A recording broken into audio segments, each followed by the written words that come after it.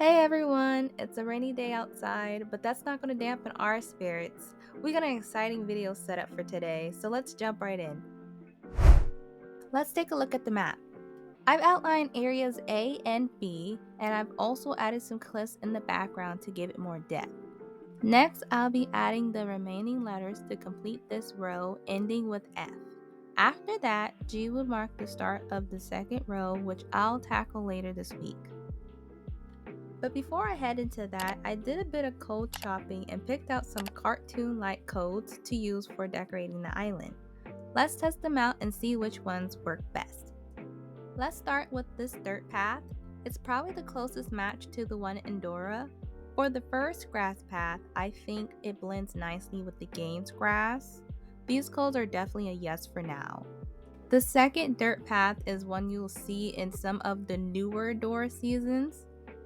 I'm also planning to reuse the first grass path for the other dirt paths so we can compare them side by side.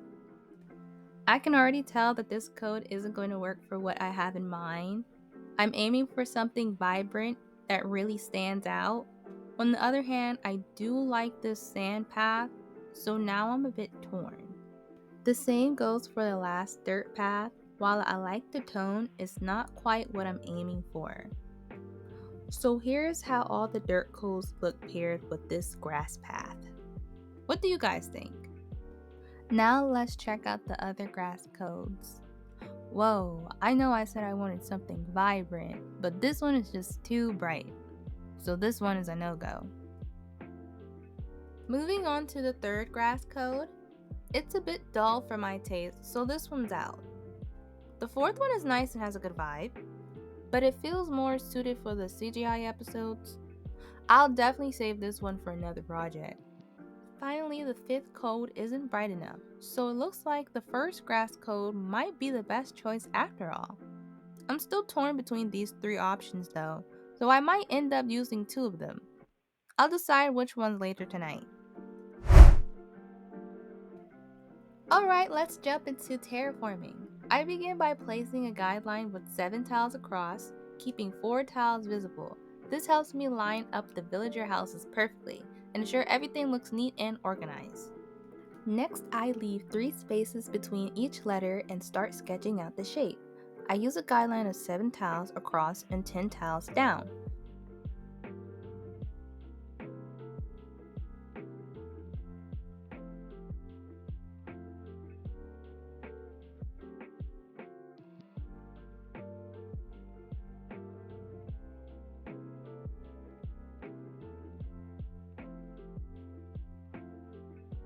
To make sure the letters aren't too small and really stand out, I add an extra layer. This gives them a bolder, more defined look on the map. It's all about making sure our design makes a big impact.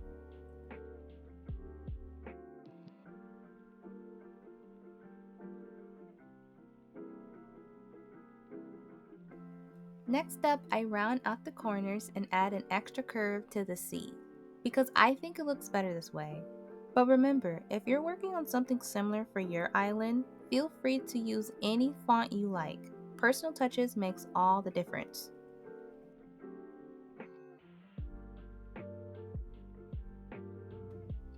I'm just wrapping up the last letter now. Once it's done, the final design should look like this. You'll see I can fit 7 letters in a single row, so in total I should have 4 rows with 6 and 7 in each one. Now it's time to move the villager houses to their designated letter plots. This would make it much easier to relocate the homes when we get new villagers and to help us keep track of the alphabetic orders as we go along.